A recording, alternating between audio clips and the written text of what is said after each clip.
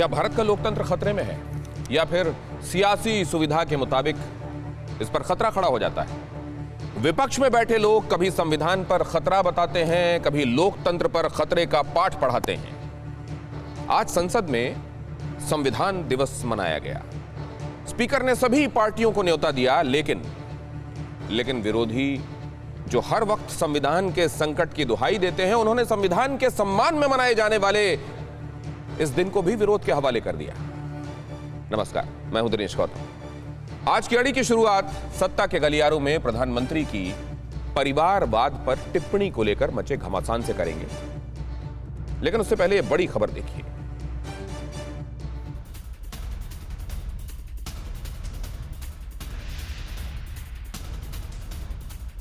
संविधान दिवस पर सियासी गलियारे में जुबानी संग्राम। परिवारवाद को लेकर मोदी का विपक्षी पार्टियों पर निशाना। कांग्रेस ने बीजेपी पर संविधान को खतरे में डालने का आरोप मढ़ा। कमलनाथ बोले, आरक्षण खत्म करना चाहती है बीजेपी।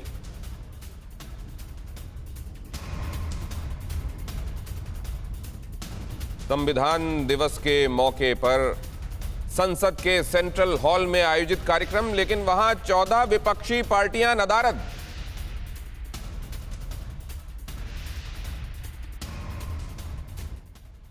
पारिवारिक पार्टी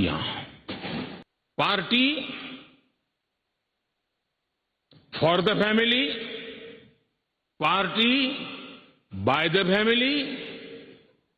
अब आगे कहने की जरूरत मुझे नहीं लगती है। ये लोकतंत्र की भावना के खिलाफ है।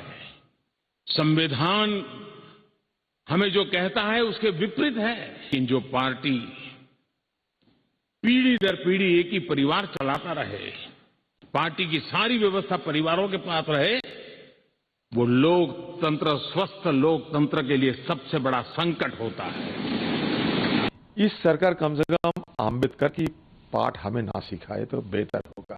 जिस सरकार और जिस पार्टी पे ये आइडियोलॉजी के दौरान ये सरकार चलते हैं, जिस पार्टी के आदर्श को सामने रख के ये सरकार चलते हैं, ये सरकार कभी संविधान को माना?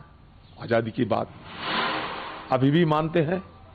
हमने एब्सेंट इसलिए रहा कि एक तो ये जो संविधान दिवस के मना रहे हैं, तो ये कोई कार्यक्रम सबको मिल के बनाने का उनका इरादा नहीं है।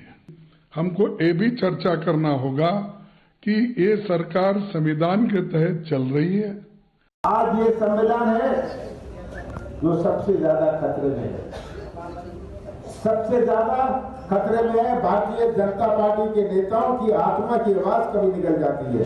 संविधान दिवस के मौके पर केंद्र व सभी राज्य सरकारें इस बात की गहन समीक्षा करें, क्या ये सरकारें भारतीय संविधान का पूरी ईमानदारी व निष्ठा से सही पालन कर रही हैं। इस मामले में इनको जरूर सोचना चाहिए। इसलिए हमारी पार्टी ने आज केंद्र व राज्यों की सरकारों के भी इस कार्यक्रम में हिस्सा नहीं लेने का फैसला लिया है। एक बात देख ली ना आपने कि हर कोई उसके मुताबिक लोकतंत्र का और संविधान का जबरदस्त पैरोकार है। वो तो है, लेकिन दूसरा बिल्कुल खिलाफ है। अब ये देखिए, संसद लोकतंत्र का मंदिर, आज उस मंदिर का पवित्र दिन था। पवित्रता संविधान की थी। संविधान दिवस के सभी सांसदों को न्योता इसका भेजा गया, मगर विपक्ष ने इसका बॉयकॉट किया। प्रधानमंत्री ने यह बात कही कि यह किसी पार्टी या प्रधानमंत्री का कार्यक्रम नहीं था, बल्कि इस पवित्र दिन के लिए कार्यक्रम का आयोजन किया गया था। यह तस्वीर आपको दिखाता हूं मैं, लेकिन साथ में आप दूसरी तस्वीर भी देखिएगा। पहले तो आप सदन में क्या हुआ, सेंट्रल हॉल में क्या बोला प्रधानमंत्री ने, वो देखिए, और दूसरी तरफ देखिए कि जब संविधान पवित्र है, संविधान दिवस पवित्र है, लोकतंत्र पवित्र है, तो फिर इसी लोकतंत्र की खूबसूरती प्रधानमंत्री की ही पार्टी के लोगों ने पश्चिम बंगाल में क्यों नहीं दिखाई? क्यों संविधान दिवस का बॉयकॉट किया गया? क्या भारतीय जनता पार्टी ने अपने ही विधायकों को पश्चिम बंगाल में यह बात नहीं समझाई थी कि यह कार्यक्रम पवित्र दिन के लिए मनाया जाता है?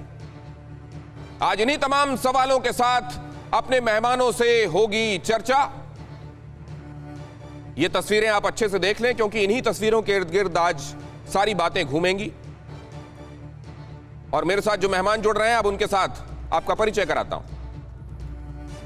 भारतीय जनता पार्टी की तरफ से के शर्मा हमारे साथ इस चर्चा में जुड़ रहे हैं। आलोक शर्मा, प्रवक्ता कांग्रेस के, हमारे साथ इस चर्चा में हैं। सुनील साजन, प्रवक्ता हैं समाजवादी पार्टी के। किशोर तिवारी, नेता शिवसेना के, हमारे साथ इस चर्चा में हैं।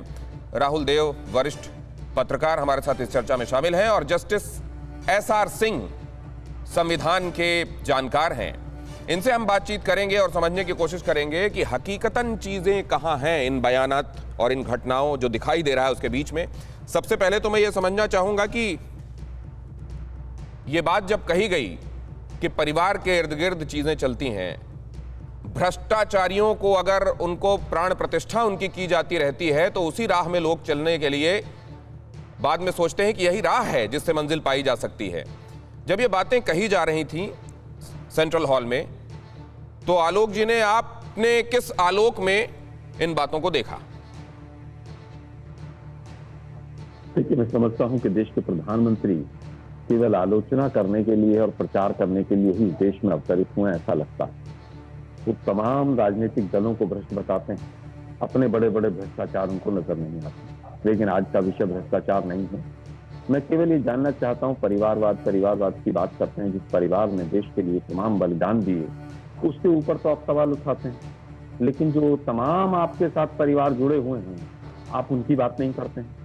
आज के समय में बीजेपी के 6 से 7 मुख्यमंत्रियों के बच्चे या उनकी पत्नियां MLA या MP, क्या ये परिवारवाद नहीं है? क्या ये नहीं दिखाई देता कि जिन लोगों को आज आप कोस रहे हैं, चाहे वो सपा हो, चाहे वो अकाली दल हो, चाहे शिवसेना हो, चाहे वो PDP हो, चाहे वो नेशनल कॉन्फ्रेंस हो, चाहे वो ममता जी हो, सबके साथ तो आपने सरकारें चलाई हैं। तब आपको परिवारवाद नजर नहीं आता था। मुझे लगता है कि मोदी जी को जब कोई मुद्दा नहीं मिलता है तो उस तरह के मुद्दे उठाकर लोगों का ध्यान भटकाना चाहते हैं। आलोक जी, एक बात यहाँ ये जरूर बताने की कोशिश की गई कि इसमें एक मौलिक अंतर है। अगर एक ही परिवार के लोग सियासत में आते हैं तो उसमें कोई दिक्कत नहीं है, लेकिन एक ही परिवार के लोग उस पार्टी की धुरी बन जाएं, उनके इर्द गिर्द ही पार्टी चले, तो समस्या यहां है। अगर पीढ़ियां पार्टी चलाने लगे तो समस्या है। ये क्या, ये डिमार्केशन समझ में आने वाली बात नहीं है? तो मुझे लगता है मैंने जितने नाम लिए हैं, सभी में पीढ़ी दर अपना कहीं ना कहीं धुरी बने हुए। तो मोदी जी जब उनके साथ मिलकर सरकार चलाते हैं तब उनको समझ नहीं आती है बात। आप हमेशा से नेशनल कॉन्फ्रेंस की बुराई करते रहे, 50 वर्षों तक उनको गालियां देते रहे कि इनसे भ्रष्ट कोई नहीं है। पहली बार आपकी केंद्र सरकार बनी तो बाप बेटे दोनों, चाहे उमर अब्दुल्ला हो चाहे उनके पिताजी हो, दोनों केंद्र में मंत्री बना दिया आपने। पहली बार जम्मू कश्मीर में मौका मिला, मोदी जी बड़े बड़े भाषण देके आए थे, बाप बेटी ये हैं, बाप बेटियों ने लूट खाया, फिर सरकार बना ली उनके साथ। आप मतलब आपका स्टैंड क्या है मोदी जी?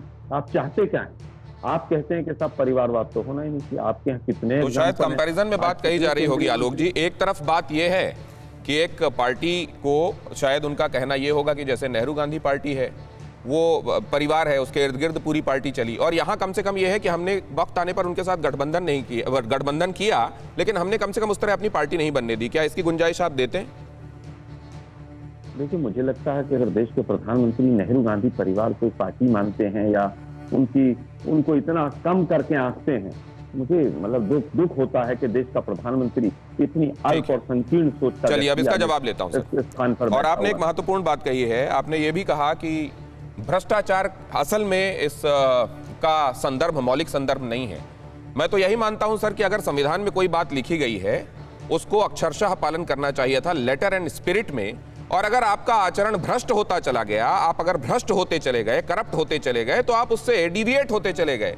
तो असल में तो मुद्दा यही है। परवाह देश की, सोमवार से शुक्रवार रात 10 बजे TV9 भारतवर्ष पर। देश बनता है अपने नागरिकों से, ऐसे नागरिक जो अधिकार के साथ कर्तव्य पर भी ध्यान दें, जो सच्चाई का आदर करें लेकिन असत्य से लड़ना भी सीखें, जो सिर्फ जानकार न बने बल्कि जागरूक भी रहें। इस काम में TV9 डिजिटल है आपका मददगार लगातार, ताकि आप भीड़ का हिस्सा न बने बल्कि राह दिखाएं भीड़ को। देखते रहिए TV9 डिजिटल।